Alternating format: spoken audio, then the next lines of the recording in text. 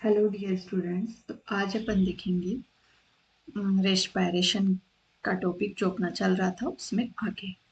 तो रेस्पिरेशन में अपन ने देख लिया था कि अपन हमने इंट्रोडक्शन देखा था, उसमें अपन देखा था कि कार्बोहाइड्रेट सबसे पहले यूज में आते हैं रेस्पिरेटरी सबस्ट्रेट के रूप में, उसके बाद में फैट काम में आते हैं और उसके बाद में प्रोटीन काम में आते हैं। तो कार्बोहाइड्रेट में भी ग्लूकोज सबसे पहले काम में आता है। इट मीन्स कि ग्लूकोज रेस्पिरेटरी सबस्ट्रेट के रूप में सबसे पहले यूज होता है। रेस्पिरेटरी सबस्ट्रेट अपन ने देखा था कि वो सबस्ट्रेट जो अपने रेस्पिरेशन में काम आते हैं वो रेस्पिरेटरी सबस्ट्रेट कहलाते हैं। तो आज अपन देखेंगे कि type of respiration on the basis of utilisation of substrate. तो इसमें दो टाइप का रेस्पिरेशन है, फ्लोटिंग रेस्पिरेशन और प्रोटोप्लाज्मिक रेस्पिरेशन। फ्लोटिंग रेस्पिरेशन में क्या है कि जब आपका कार्बोहाइड्रेट और लिपिड काम में आए तो उसको फ्लोटिंग रेस्पिरेशन बोलेंगे, और प्रोटोप्लाज्मिक रेस्पिरेशन जब प्रोटीन और ऑर्गेनिक एसिड काम में आए तो उसको प्रोटोप्लाज्मिक रेस्पिरेशन बोलेंगे। तो ये जो रेस्पिरेशन है वो स्टार्वेशन या डिजीज के टाइम में काम आता है, क्योंकि प्रोटीन तो अपने सबसे लास्ट में काम में लेते हैं, क्योंकि वो एंजाइमेटिक एक्टिविटी कंट्रोल करती है, सारा सेल का मेटाबॉलिज्म कंट्रोल करती है। तो जब अपने पास सेल में ग्लूकोज नहीं होगा तभी तो अपन प्रोटीन को काम में लेंगे ना, इसलिए इसको प्रोटोप्लाज्मिक रेस्पिरेशन बोलते हैं। तो अब अपन देखते हैं कि क्या लिख रखा है। फ्लोटिंग रेस्पिरेशन में लिख रखा है व्हेन कार्बोहाइड्रेट और lipid are used as respiratory substrate, तो उसको अपन फ्लोटिंग रेस्पिरेशन बोलेंगे। और प्रोटोप्लाज्मिक रेस्पिरेशन बोलेंगे जब प्रोटीन और organic acid use as respiratory substrate. और ये कब दिखेगा अपन को? स्टार्वेशन और डिजीज के टाइम। नेक्स्ट टॉपिक है अपना sequence of energy content of respiratory substrate. मतलब अपन को एनर्जी कंटेंट सबसे ज़्यादा किससे मिलेगा? कौन से रेस्पिरेटरी सबस्ट्रेट से मिलेगा? तो सबसे ज़्यादा एनर्जी अपन को फैट से मिलता है, उसके बाद अपन को मिलता है प्रोटीन से, और उसके बाद मिलता है कार्बोहाइड्रेट से।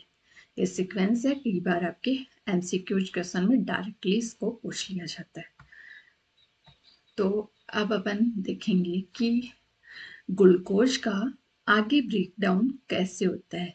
ग्लूकोज से अपन को पहले पायरुविक एसिड बनेगा। पायरुविक एसिड बनेगा वो ग्लाइकोलाइसिस के माध्यम से बनेगा, और वो एरोबिक और एनारोबिक मतलब O2 की प्रेजेंस और O2 की एब्सेंस दोनों में सेम ही चलेगा, पर उसकी आगे O2 की एब्सेंस में अलग प्रोसेस होगा। एनारोबिक में O2 की एब्सेंस होगी तो अलग प्रोसेस होगा। तो अपन देखेंगे ग्लूकोज होता है 6 कार्बन का मॉलिक्यूल है, और ये 2 पायरुविक एसिड बनाएगा 3-3 कार्बन के। और ये रिएक्शन होगी वो 10 रिएक्शन स्टेप्स में होगी, स्लो होगी।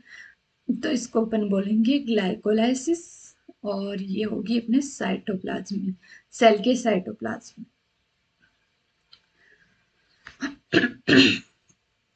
आगे अपन देखेंगे एरोबिक और एनारोबिक O2 की प्रेजेंस और एब्सेंस में। तो O2 की प्रेजेंस में ये सारी रिएक्शन चलेगी माइटोकॉन्ड्रिया के अंदर। एसिटाइल कोएंजाइम 2 कार्बन में टूटेगा, 2 कार्बन का मॉलिक्यूल है, और ये आगे क्रेब साइकिल में जाएगा। और एरोबिक में है, अपन देखेंगे कि इथेनॉल बनाएगा 2 कार्बन का मॉलिक्यूल, ये प्लांट सेल में होगा अपने। और लैक्टिक एसिड बनाएगा वो होगा 3 कार्बन का, जो कि बनेगा एनिमल सेल में। तो ये अपन पूरा डिटेल में पढ़ेंगे, अपना आगे ये टॉपिक है। तो सबसे पहले अपन ग्लाइकोलाइसिस से स्टार्ट करते हैं, उसके बाद में आगे देखेंगे ग्लाइकोलाइसिस या ईएमपी पाथवे। ईएमपी पाथवे इसको बोलते हैं इसलिए क्योंकि 3 साइंटिस्ट थे, उन्होंने डिस्कवर किया था, तो उनके नाम पे अपन इसको ईएमपी पाथवे बोल देते हैं, इमर्सन, मेयर और पेरेनोस। तो अब अपन देखेंगे कि ग्लूकोज है 6 कार्बन का, ग्लूकोज से बनेगा ग्लूकोज 6 फॉस्फेट। उसमें अपन ग्लूकोज को अपन देंगे पहले एनर्जी, ताकि वो अनस्टेबल हो तो इजीली टूट जाए। तो इसको अपन एक एटीपी देंगे, एडीपी के रूप में मिलेगी, और फॉस्फेट इसमें चला जाएगा, और ये रिएक्शन होगी वो हेक्सोकाइनेज एंजाइम की प्रेजेंस में होगी। तो आगे अपन देखेंगे कि ग्लूकोज से ग्लूकोज 6 फॉस्फेट बन गया, तो मॉलिक्यूल थोड़ा अनस्टेबल हुआ, एक फॉस्फेट आ गया इसके पास, और अब ये आइसोमरेज एंजाइम की हेल्प से फ्रुक्टोज 6 फॉस्फेट में बदल जाएगा। फ्रुक्टोज 6 फॉस्फेट भी 6 कार्बन का है, ये आइसोमर ही है इसका। और अब इस रिएक्शन में अपन इसको एक एटीपी और देंगे जो एडीपी में कन्वर्ट हो जाएगा, और ये होगा फॉस्फोफ्रुक्टोकाइनेज एंजाइम की हेल्प से, और फ्रुक्टोज 1,6 फॉस्फेट 6 कार्बन का मॉलिक्यूल बनेगा। ये अनस्टेबल है, ये आगे टूट जाएगा। तो आप अपन ने 2 एटीपी देके इसको अनस्टेबल किया, अब ये इजीली इसका ब्रेकडाउन हो जाएगा। अपन ने एनर्जी इसलिए दी क्योंकि ये अनस्टेबल हो जाएगा, ग्लूकोज स्टेबल मॉलिक्यूल है। तो फ्रुक्टोज 1,6 फॉस्फेट एल्डोलेज एंजाइम की हेल्प से 3 PGL और DHAP में 3 कार्बन का मॉलिक्यूल बनाएगा। 3 PGL 3 फॉस्फोग्लिसरेल्डिहाइड और di hydroxy acetone phosphate 3 carbon का मॉलिक्यूल है। अब 3 PGA आगे रिएक्शन करेगा, तो 3 PGA 1,3 PGA मतलब 3 फॉस्फोग्लिसरेल्डिहाइड 1,3 फॉस्फोग्लिसरिक एसिड में बदलेगा। तो इसने अपने H3PO4 और H2O इसमें ऐड होंगे रिएक्शन में। एक फॉस्फोरस तो H3PO4 से ऐड होगा और एक फॉस्फोरस यहाँ से आ जाएगा। तो H2O से NAD से NADH2 बन जाएगा। इसमें ऑक्सीडेशन हो गया क्योंकि हाइड्रोजन निकल रहे हैं ना, हाइड्रोजन का निकलना ऑक्सीडेशन होता है। ये PGL डाईहाइड्रोजिनेज एंजाइम की हेल्प से रिएक्शन होगी। 3 PGL से 1,3 फॉस्फोग्लिसरिक एसिड एल्डिहाइड से एसिड बन गया। 1,3 PGA 1,3 PGA 3 PGA में कन्वर्ट होगा, एक फॉस्फेट यहाँ निकल जाएगा, एडीपी से एटीपी में कन्वर्ट होगा।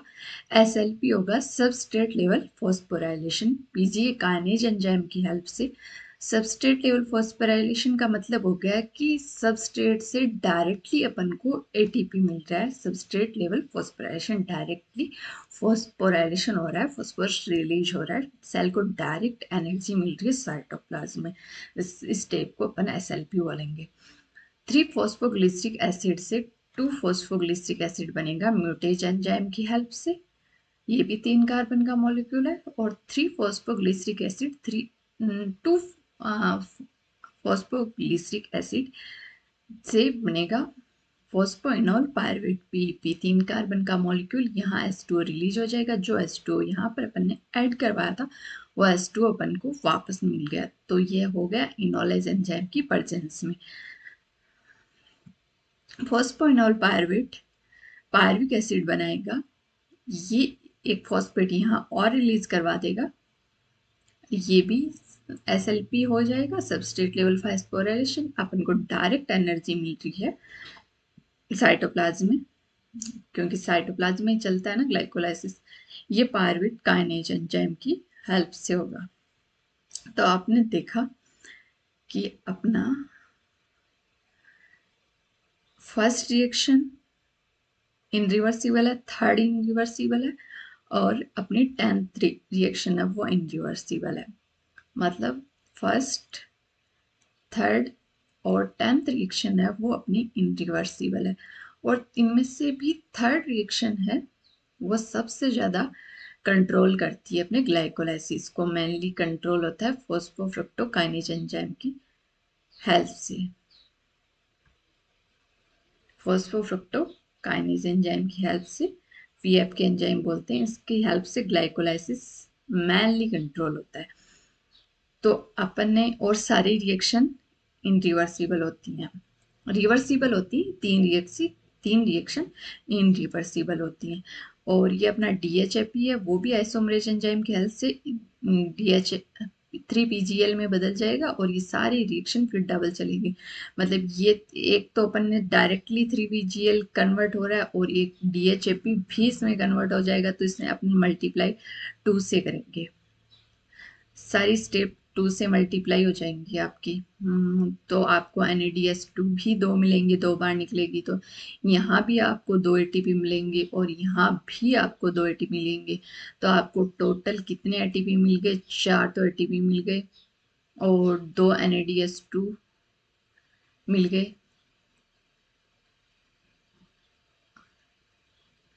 2 NADS2 मिल गए और 2 ATP अपने खर्च हो गए। तो अपने पास नेट गेन आ जाएगा 2 ATP का। तो अपने एनसीईआरटी में बच्चों ये वाला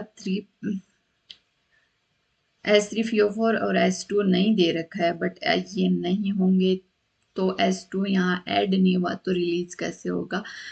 तो ये समझाने के लिए मैंने आपको बता दिए हैं।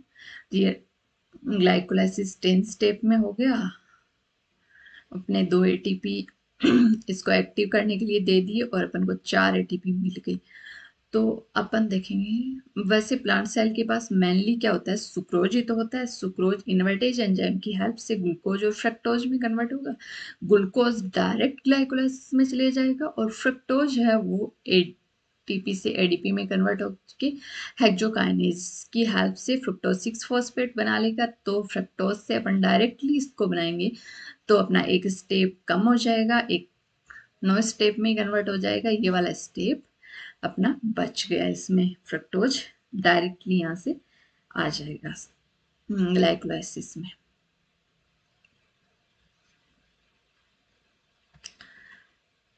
अब अपन देखते हैं कि ग्लाइकोलाइसिस साइटोप्लाज्म में होती है सारी की सारी प्रोसेस। ग्लूकोज पार्सली ऑक्सीडाइज हो रहा है। पार्सली ऑक्सीडाइज हो रहा है मतलब अभी तक सारे बॉन्ड थोड़ी ना टूट के ना ग्लूकोज के। अभी तो 3 कार्बन कार्बन की चैन है ना, कंप्लीट ऑक्सीडेशन नहीं हुआ ना, पार्सली ऑक्सीडाइज ही बोलेंगे अपन इसको। ग्लूकोज से 2 पायरुविक एसिड बन रहे हैं। तो ग्लूकोज का फॉर्मूला क्या होगा? C6H12 O6 और पायरुविक एसिड का फॉर्मूला होगा C3H4O3। तो आप बोलेंगे कि 4 हाइड्रोजन कहाँ गए? इसको अपन डबल करेंगे तो 4 हाइड्रोजन कम मिलेंगे ना, 8 हाइड्रोजन ही हो रहे हैं। 4 कहाँ गए? तो 4 NADS2 की मदद से रिलीज हो गए। तो अपन को 2 ATP से 2 ADP अपन ने खर्च की, 2 ATP, और अपन को 4 ATP मिली और 2 NADS2 मिले। तो अपन इसकी कैलकुलेशन देख लेते हैं। 1 मॉलिक्यूल ऑफ ग्लूकोज से 2 NADS2 फॉर्म्ड होते हैं। सिंथेसाइज्ड होती हैं 4 ATP, यूज्ड होती हैं 2 ATP। इसको अपन ने माइनस कर दिया और नेट गेन हो गया अपने पास 2 ATP का। तो अपन इसको रिएक्शन की फॉर्म में भी देख लेते हैं। ग्लूकोज से ग्लूकोज 4 ATP 4 ADP और 2 इनऑर्गेनिक फॉस्फेट 2 NAD प्लस और 2 ATP लेंगे तो अपन 2 पायरुविक एसिड के मॉलिक्यूल मिलेंगे, 4 ATP मिलेंगे और 2 NADS2 मिलेंगे और 2 ATP मिलेंगे। ये पूरी ग्लाइकोलाइसिस की रिएक्शन अपन इस तरह बैलेंस करके भी लिख सकते हैं। तो बच्चों अपन को ग्लाइकोलाइसिस में कितने ATP का नेट गेन हुआ?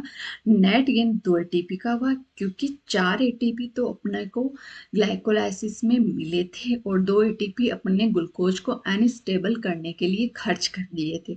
तो 2 माइनस कर देंगे तो 2 ATP और 2 NADS2 का फॉर्मेशन हुआ। तो आज के लिए इतना ही। Thank you so much. और अगले क्लास में अपन देखेंगे क्रेब साइकिल। तो ग्लाइकोलाइसिस आज अपना कंप्लीट होता है। तो प्लीज़ लाइक शेयर और सब्सक्राइब माय चैनल।